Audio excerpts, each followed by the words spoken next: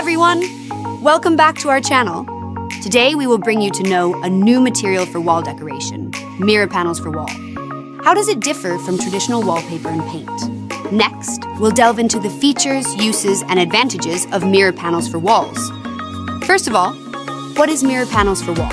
Mirror panels for wall is a smooth, highly reflective decorative material, usually made of high-gloss PET film or acrylic. It has a mirror-like surface that clearly reflects the environment.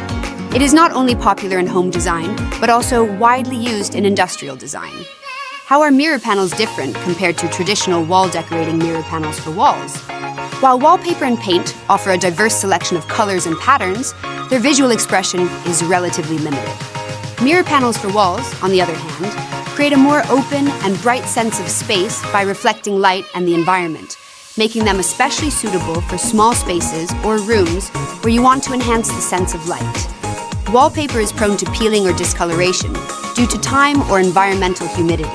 Paint may crack or fade over time. Mirror panels for walls, on the other hand, have the advantages of drop-proof performance, highly malleability, heat behind the bendable, slotted to make corners, and can remain shiny as new for a long time, and low maintenance costs.